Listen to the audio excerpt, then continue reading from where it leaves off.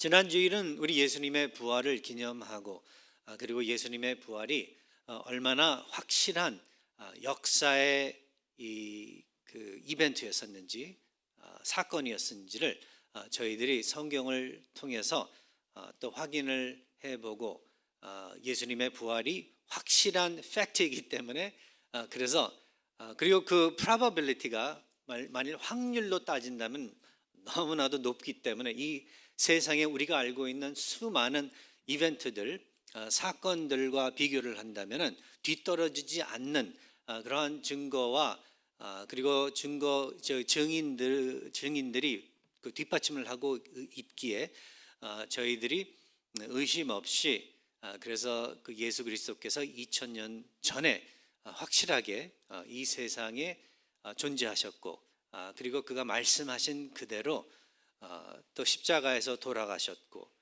그리고 3일 후에 부활하셨다는 것을 우리가 확인을 해보았습니다. 그러하신 우리 예수께서 부활하신 이후에 제자들에게 나타나셨고 여인들에게 나타나셨고 그 외에 수많은 사람들에게 500명 이상의 사람들에게 나타나셔서 자신을 보여주셨다고 저희는 또 성경을 통해서 확인을 해봤는데요.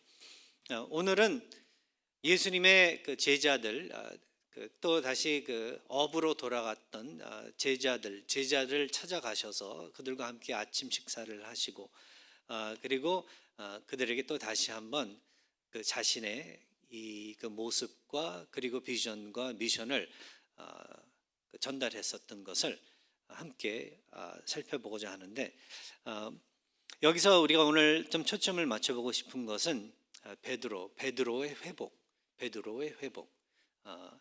그 베드로에게 초점을 맞추면서 예수께서 어떻게 그에게 또 은혜를 베풀어 주셨는지, 그의 사랑을 또 다시 한번 어떻게 확인해 주셨는지를 함께 살펴보면서 그의 사랑이, 그의 은혜가 우리에게도 오늘 이 시간에 전달되고 있다는 것을 여러분들과 함께 나누면서 같이 기뻐하고 마음의 평안을 찾고 그리고 하나님을 위하여 그의 나라를 위해서 헌신하는 그러한 우리 하나하나 우리 교회가 될 수 있기를 바라는 바입니다.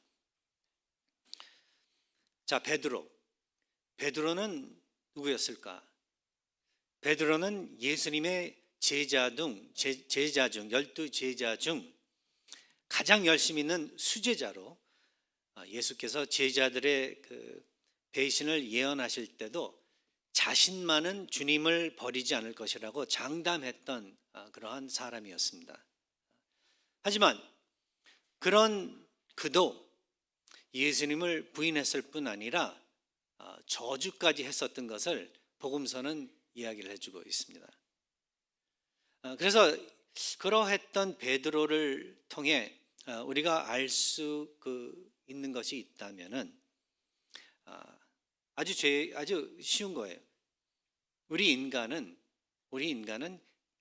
약한 죄인들이라는 것. 제가 지금 말을 잘못하지 않았습니다. 악한 죄인이 아니라 약한 죄인이라는 것. 우리는 모두 약하고 죄인이라는 것. 이걸 우리가 먼저 좀 생각을 해봐야 될 것 같아요. 맞습니다. 어떤 경우에는 우리가 너무 우리 자신에 대해서 그 확신이 없고 자신감을 갖지 않을 때가 많이 있어요. 살아가다가 보면은 내 자신을 너무 어떻게 보면은 그 작게 생각을 할 때가 많은 거죠. 우리 하나님께서는 우리를 크게 만들어 주셨는데 우리는 반대로 항상 하나님께서 그 원하시는 방향에서 그 반대 방향을 갈 때가 있는데 예를 들어서 그러니까 하나님께서는 우리로 하여금 겸손하게 그렇게 하라고 할 때는 내 자신을 높이고 우리 하나님께서 우리를 근데 또 위대하게 만들어 주셔서 위대한 일들을 하라고 할 때는 내가 안 된다고 못한다고 자신감을 갖지 못하고 그렇게 반응을 보일 때가 있는데 우리 하나님께서는 그러한 우리를 미리 아시고 우리를 늘 그러니까 하나님께서 원하시는 그러한 모습으로 방향으로 인도해 가신다는 그러한 위로가 있다는 것을 우리가 생각할 수 있다면, 마음에 품을 수 있다면은 또 그 안에서 우리가 하나님이 원하시는 그러한 길로 잘 걸어 나갈 수 있지 않나, 그렇게 생각이 됩니다. 하나님이 나의 삶을 주관하신다. 그렇게 생각을 하시면은 많은 그 도움이 되실 거예요. 그래서 이제 베드로에 대해서 그 생각을 해볼 때 결국 그가 그러니까 예수님의 수제자로서 그렇게 알려져 있었긴 했지만, 그렇게 성경을 통해서 이렇게 드러나고 있지만, 결국은 그러나 그러한 그도 예수님을 부인했었다는 것, 예수님을 실망시켰다는 것, 한 번도 아니고 두 번도 아니고 세 번씩이나. 성경에서 늘 이 세 번이라는 숫자가 확실하게 무엇을 한다는 그러한 의미가 있습니다. 세 번 무슨 말을 했다 했을 때는 I really mean it, 그렇죠? 내가 한 말에 대한 무게가 있다는 거죠. 마찬가지로 베드로가 예수님을 세 번 부인했을 때 그의 부인은 확실한 부인이었었다는 거예요. 거기에는 의심이 없을 정도로 베드로가 확실하게 나는 예수님을 모른다, 예수와는 아무 관계가 없다라고 예수님을 부인을 했다는 거죠. 그리고 누가복음에 다시 한번 가서 보면은 예수님을 저주까지 했다고. 그러니까 어떻게 쉽게 말하면 부인했을 때 예수님을 저주한 것이 아니라 이제 욕까지 하면서 심한 말을 하면서 모른다고 이제 그랬다는 거죠. 근데 만일 베드로가 이제 그랬다면은 예수님을 실망시키고 부인할 수 있었다면은 우리들도 얼마든지 그럴 수 있다는 거예요. 우리가 베드로보다 못하면 못했지 더 나은 사람들이 아니기 때문에 그렇다는 거죠. 모르겠습니다. 여기 계신 분들 중에서는 베드로보다 훨씬 내가 더 나은 사람 같은데 그렇게 생각하는 분들이 있을 수도 있습니다. 그러나 결국 성경을 통해서 우리가 확인할 수 있는 건, 인간은 아무리 훌륭할지라도, 아무리 똑똑할지라도, 아무리 강건할지라도, 그렇게 느낄지라도 결국은 약하고 결국은 다 모두 죄인이라는 것을 알려주면서, 성경은 알려주면서 우리로 하여금 그 사실을 제대로 붙잡을 때, 이해를 할 때, 그때서 하나님의 영광이 드러나고 그때서 하나님을 제대로 볼 수 있는 그러한 능력이 우리에게 더해진다는 것을 우리는 알아야 된다는 것입니다. 그래서 우리는 약한 죄인이라는 것, 죄인이다. 로마서 3장 9절에서 12절의 말씀을 조금 더 구체적으로 읽어드리겠습니다. 바울이 이렇게 이야기하죠. 그러면 어떠하냐? 우리는 나으냐? 결코 아니라. 유대인이나 헬라인이나 다 죄 아래에 있다고 우리가 이미 선언하였느니라. 기록된 바 의인은 없나니 하나도 없으며 깨닫는 자도 없고 하나님을 찾는 자도 없고 다 치우쳐 함께 무익하게 되고 선을 행하는 자는 없나니 하나도 없도다. 그러니까 모든 사람이 과거와 현재와 미래의 그 사람이 다 죄인이라는 것을 성경은 알려주고 있습니다. 근데 그 죄인이라는 선포가, 성경의 선포가 사실 우리를 저주하기 위해서 그렇게 기록돼서 전달되는 것이 아니라, 하나님께서 이렇게 전달해 주시는 그 이유는 우리로 하여금 그만큼 도움이 필요하다는 것을 갖다가 인식하라는 거예요. 우리로 하여금 그래서 정말 제대로 구원해 주실 수 있는 하나님에게 마음을 열라는 거예요. 눈을 돌리라는 거예요. 오로지 하나님 안에서만 그래서 우리의 연약함이 강건함으로 바뀔 수 있고, 우리의 그 죄에 인한 죽음의 길이 하나님을 향한 영생의 삶의 길로 변할 수 있다는 것을 갖다가 알려주시기 위해서, 그 병들어 있다는 것을 갖다가, 영적으로 병들어 있다는 것을 갖다가 알려주시기 위해서 다 죄인이라는 것을 갖다가 그렇게 선포를 하셨다는 거예요. 그리고 모두가 죄인이라는 뜻은 무엇인가 하면은 더 잘난 사람이 없다는 거예요. 결국은 인간은 보면은 우리 사회에서 서로 누가 더 뛰어났는지, 누가 잘났는지 아니면 누가 못났는지, 이걸 갖다가 늘 가지고 컴페어하면서 거기에서 달콤한 맛을 찾아보려고 하고, 거기에서 다른 사람들을 어떻게 보면 좀 이렇게 한번 밟아볼까 하는 그러한 마음도 가져보고 하면서 참 서로 고달프게 하면서 사는 게 우리의 그 모습들인데, 그러지 말라는 거예요. 다 죄인인데, 똑같이 다 죄인인데 다른 사람 보면서 손가락질하면서 정죄하지 말라는 거예요. 우리 너무나도 그 일을 잘하기 때문에, 알아서 잘하기 때문에, 다른 사람들 조금 잘못하면은 그거 지적해가지고 그 사람의 되게 그 사람이 발전하기 위해서 건설적인 그러한 입장에서 그러지 않고 보면은 이 어리석다는 그러한 마음과 참 한심하다는 그러한 생각을 가지고 그러기 때문에, 그게 인간의 타락한 모습이기 때문에, 저 어떻게 이렇게 바보스럽지? 그 뜻은 무엇인가 하면은 나는 똑똑한데 어떻게 이렇게 바보스럽지? 그런다는 거죠. 이게 우리의 모습이에요. 이게 다 어떤 한 사람만 그러는 게 아니라 우리 모두 그런다는 거예요. 우리. 그래서 우리 하나님께서는 다 죄인이다, 베드로가 혼자서 뛰어난 것 같이 그렇게 생각을 하고 말을 하고 다른 제자들을 그렇게 여기니까, 근데 또 다른 제자들도 마찬가지예요. 누가 더 우수한지, 누가 더 높은 자리에 앉게 될지, 예수께서 힘을 입어 이 세상에 이제 왕이 되면은 누가 예수님의 오른편 왼편에 서서 함께 같이 누릴까, 그거 가지고 다투고 있으니까 우리 하나님께서는 그러한 인간의 모습을 예전부터, 미리 전부터 아시면서 말씀을 통해 구약시대 때부터 시작해서 모두가 죄인이다, 모두가 길을 잃어버린 양들이다, 그렇게 말씀을 해 주셨다는 거예요.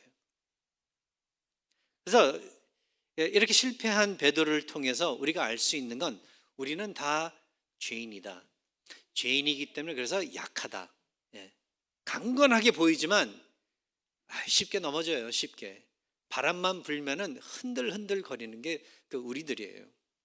모르겠습니다. 여러분이 저를 볼 때 어떻게 보시는지 모르겠습니다.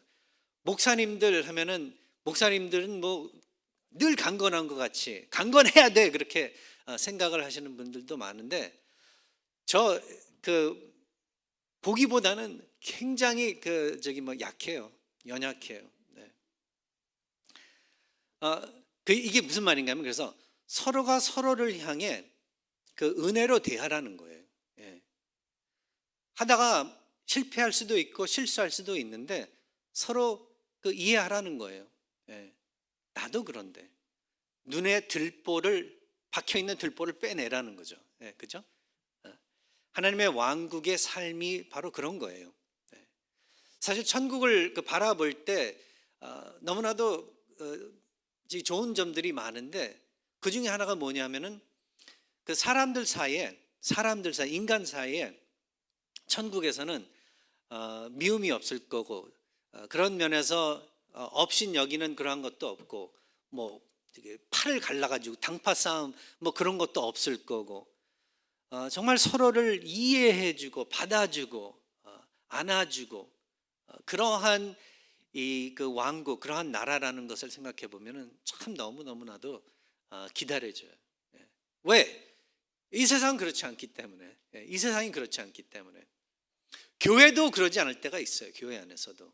왜냐면 아직 완전히 already, 맞습니다, 하나님의 왕국이 벌써 임하긴 했지만 또 동시에 완전히 이루어진 것은 아니기 때문에, 예수께서 다시 오시는 그날 완전하게 이루어지는 그날이 있지만, 그러나 그렇지 않기 때문에 교회 안에서도 어쩔 때는 인간의 모습이, 죄인의 모습이 자주 튀어나오기 때문에 마음이 아플 때가 많습니다.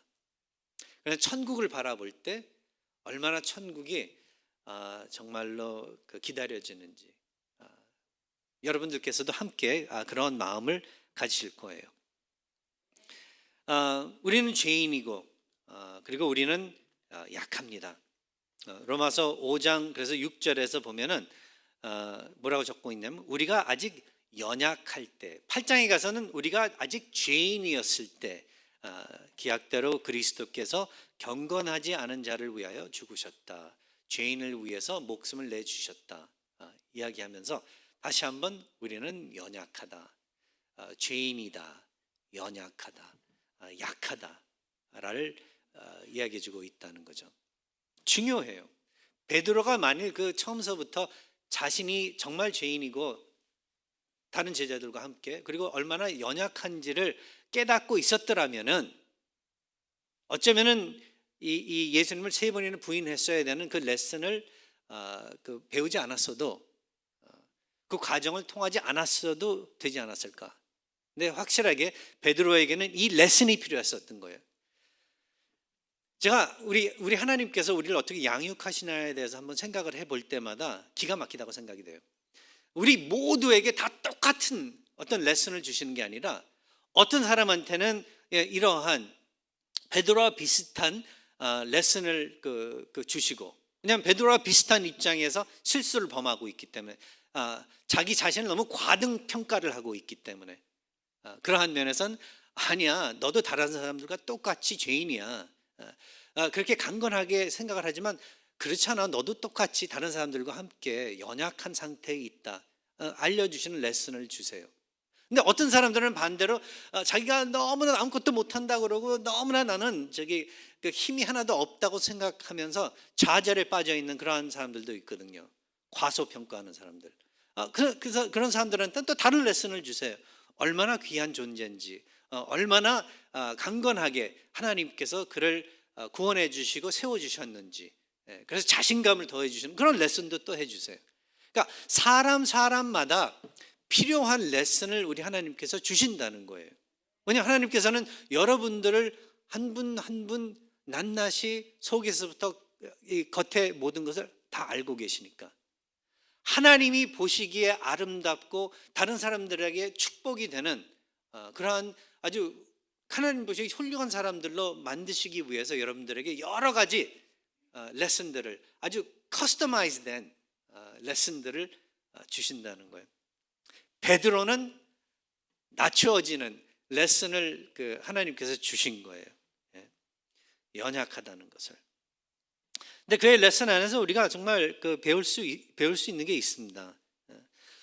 우리는 연약하다. 우리는 연약하다.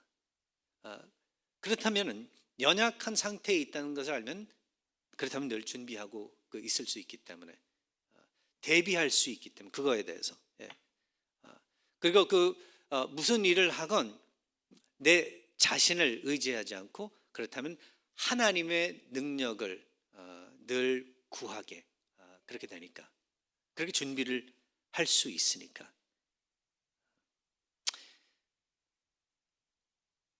베드로는 예수님을 부인하고 특별히 3번째 부인을 하고 난 다음에 통곡을 했다고 성경은 말씀해 줍니다. 누가복음 22장 60절에서 62절의 말씀 제가 읽어드리겠습니다. 베드로가 이르되 이 사람아, 누가 이제 예수와 있다는 것을 갖다가 이제 너 예수님 알지 않냐고, 예수님 제자 아니냐고, 그러니까 마지막으로 베드로가 3번째로 벌써 2번 부인하고 이르되 이 사람아, 나는 내가 하는 말을 알지 못하노라. 그렇게 아직 말하고 있을 때 닭이 곧 울더라. 주께서 돌이켜 베드로를 보시니 베드로가 주의 말씀 곧 오늘 닭 울기 전에 네가 3번 나를 부인하리라 하심이 생각나서 밖에 나가서 심히 통곡하니라. 그렇게 적고 있습니다. 예수님을 부인하고서 베드로는 통곡을 했는데 심하게 통곡했다고 그렇게 성경이 말씀해 주고 있습니다. 여러분, 심하게 통곡해 본 적 있나요? 이건 누가 그냥 단순히 예를 들어서 내가 사랑하는 사람이 그냥 돌아가서 그래서 이렇게 우는 것하고는 좀 달라요.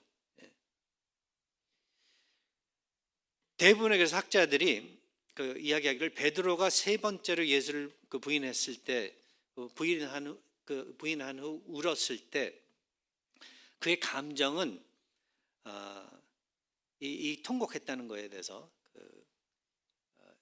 생각을 해보면서 죄책감과 수치심의 표시이기도 했지만 또한 동시에 후회하는 그러한 표시였다고도 말을 해줍니다. 그러니까 이런 거예요. 사실 마음속 깊은 데에는 예수님을 정말 존중하고 사랑하고 예수님을 귀하게 그렇게 생각하고 있었는데 이게 육신이 약해가지고 겁이 나니까 갑자기 당하니까 당황해가지고 예수님을 모른다고 한 번도 아니고 두 번도 아니고 세 번을 그렇게 했다는 거죠. 그러고 난 다음에 거기에서 주님이 얼굴을 돌려 베드로를 보셨다고, 주께서 돌이켜 베드로를 보셨다고. 베드로가 세 번째로 부인했을 때 그때 닭이 울고 그때 주님과 눈이 마주친 거예요. 이게 감정이 좀 이해가 되시겠죠? 여러분들도 그런 경험이 없으셨나요? 아니 예수님을 향해서 그런 건 아니셨겠지만 여러분이 정말로 좋아하는 어떤 사람, 정말로 존경하고 좋은 정말 관계를 갖고 싶어 했던 그 사람을 향하여 실수를 했을 때, 잘못했을 때 나중에 너무나도 후회되고 내가 왜 그렇게 바보스럽게 그랬지? 완전히 이렇게 쏟아버리는 게 잘못해가지고 쏟은 물을 컵에다 다시 담그지 못하는 그러한 상황 같이 후회되게 그렇게 생각이 됐었던 적이 있지 않나요? 우리 다 있는 것 같습니다. 다 있는 것 같아요. 그래서 베드로는 통곡을 했다고 성경은 이야기해주고 있습니다. 이게 엄청난 충격을 받았다는 거죠. 그래서 제가 늘 생각을 해보면은 성경 이 복음서를 읽으면서 이제 예수께서 부활하신 다음에 그 다음에 이제 베드로의 모습을 생각을 해보면은 그 전에는 맨날 앞장서 가지고 얼마나 자기가 예수님의 수제자인지를 생색내고 막 그러던 사람이 예수님이 부활하시고 난 다음에 나타나셨는데도 앞서서 막 예수님 오셨다가 막 고함 지르고 막 소리치면서 난리 옛날에 베드로의 모습이 없어요. 부활하셨는데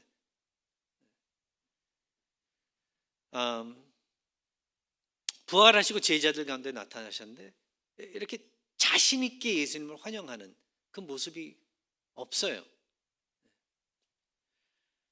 그래서 제 생각에는 이런 것 같습니다. 자기가 잘못한 일이 있기 때문에 예수님을 향해서. 안 그런가요? 여러분들도 누구한테 뭘 잘못하고 난 다음에 그쪽에서 뭐라고 그러지도 않는데도 어색한 거예요. 어색하고 미안하고 그런 거 느껴보지 않나요?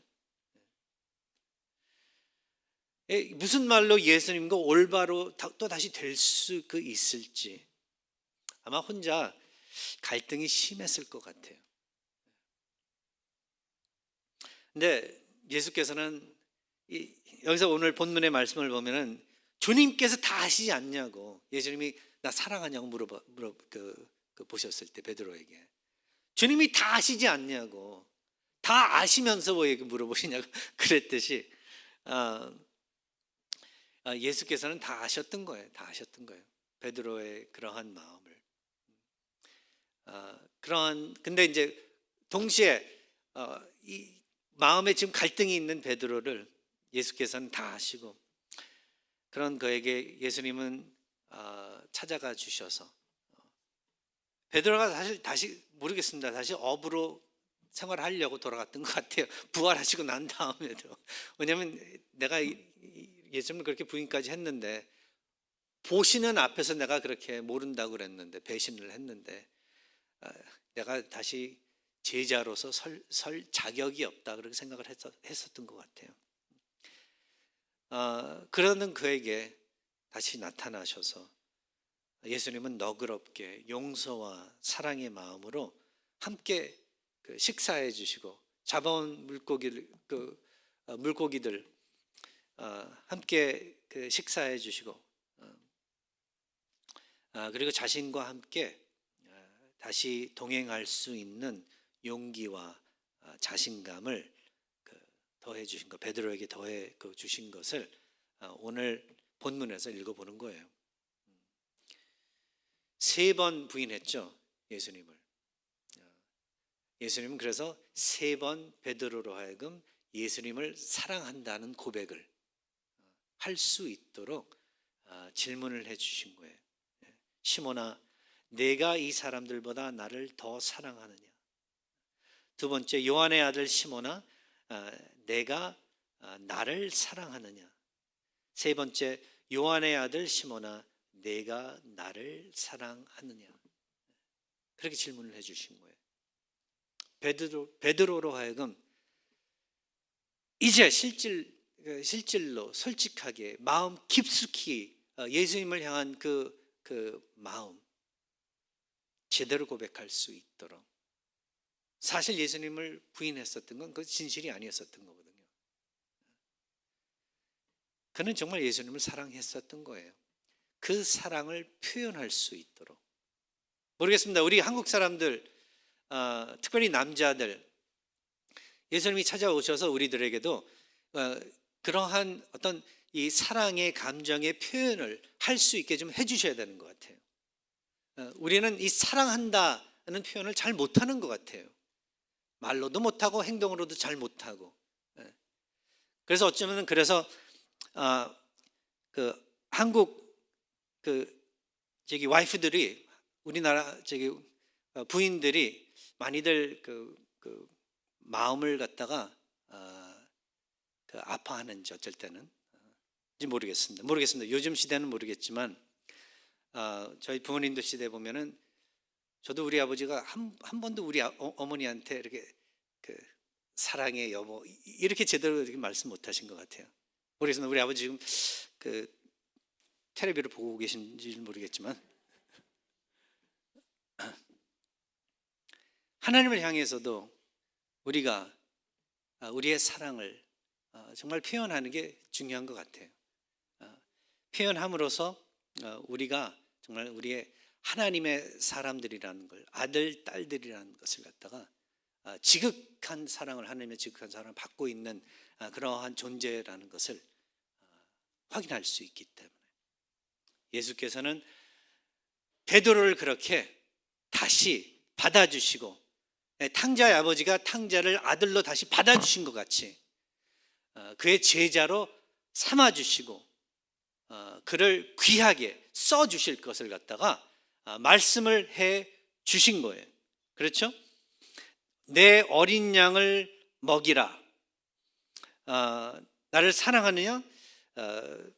그러니까 내 양을 치라. 나를 사랑하느냐? 주께서 3번째 내가 나를 사랑하느냐 하니까 이제 그때서 베드로가 정말 아시는데 또 3번째까지 물어보신 근심하여 이르되 주께서 모든 것을 아시오매 내가 주님을 사랑하는 줄을 주께서 아시나이다. 예수께서 이르시되 내 양을 먹이라. 목자의 사역을 할 것을 베드로에게 알려주셨다는 거예요. 앞으로 이제 전진해 나가면서 예수께서 하셨던 그 일들을 하나님의 백성들을 구원하고 양육하는 그 일을 해나갈 수 있도록 베드로를 그렇게 세워주시고 그에게 확신을 더해 주셨다는 것입니다. 근데 여기서 재미있는 게 베드로라고 부르지 않으시고 그 요한의 아들 그 시몬이라는 이름을 썼다는 거죠. 근데 그 주석을 보니까 재밌는 말이 나와요. 그 시몬이라는 이름이 그 베드로라는 이름과 비교를 할 때 의미가 이렇대요. 베드로라는 뜻 페트로스라는 그 헬라어 말인데 이걸 번역을 한다면은 바위돌이라고 우리가 그렇게 이해를 할 수 있는데, 시몬이라는 그 이름의 뜻은 자갈돌, 조약돌 뭐 그런 의미가 있대요. 사이즈의 의미가 있죠. 크기가. 바위돌 하면 아주 든든한 거죠. 그러나 조약돌, 자갈돌 하면은 아주 작은 약한 그러한 돌이죠. 인간은 다 연약하고 죄인들이고 쉽게 실수할 수 있고 실패할 수 있는 존재들이지만 예수 그리스도의 손에 붙잡히면은 그래서 이 뒤집어 엎어지면은 새롭게 되면은 바위돌 같이 강건할 수 있다. 베드로를 그렇게 원래 처음서부터 이렇게 불러주신 거예요. 그리고 그렇게 불러주셨다는 것을, 그가 아무리 실수를 했지만, 예수님을 3번이나 부인하는 그러한 실수를 했지만, 그러나 다시 이제 예수님의 그 마음에 계셨던 그 뜻대로 써주실 것을 말씀해 주셨다는 것입니다. 그래서 믿는 사람들은, 하나님의 은혜로 구원을 얻은 사람들은 실패해도 다시 반드시 일어나야 한다는 것을 기억하시기 바랍니다. 주저앉아 있지 말고 늘 다시 일어서서 실패해도 주님을 따라가야 되는데, 그 이유는 왜 그런가 하면은 여러분들이 강건해서 능력이 있어서가 아니라 예수께서 강건해서 예수께서 능력이 계시기 때문에 다시 일어서서 또 여러분들 예수님을 따라갈 수 있다는 것을 기억할 때, 실패해도 아무리 큰 실수를 범해도 다시 일어설 수 있다는 것을 기억하시기 바랍니다. 여러분의 연약한 점들, 주님 안에서는요, 주님에게 붙잡히면은 그게 강건함으로 변화된다는 것을 기억하시기 바랍니다. 고린도후서 12장 9절과 10절의 말씀을 보면 바로 이게 드러나요. 그래서 그 사실이 베드로가 아니라 여기서 바울이 이야기하는 거죠. 나에게 이르시기를 내 은혜가 네게 족하도다. 이는 내 능력이 약한 데서 온전하여짐이라 하신지라. 그러므로 도리어 크게 기뻐함으로 나의 여러 약한 것들에 대하여 자랑하리니 이는 그리스도의 능력이 내게 머물게 하려 함이라. 그러므로 내가 그리스도를 위하여 약한 것들과 능욕과 궁핍과 박해와 곤고를 기뻐하노니 이는 내가 약한 그때에 강함이라. 아멘. 여러분, 이러한 우리 하나님의 말씀 기억하시고 붙잡으시고 주님 안에서 never, 절대로 백기 드시지 말기, 이 세상을 향하여 백기를 들지 마시기를 바라면서 다시 한번 우리 하나님, 우리 예수 그리스도께 감사드리시고 부활하신 우리 예수 그리스도 끝까지 책임져 주시고 그의 백성은 그의 사람들로 여겨주시는 우리 하나님을 생각하시면서 오늘도 승리하시는 주일, 그리고 승리하시는 또 한 주 보내시기를 간절히 기원하는 바입니다. 기도하겠습니다.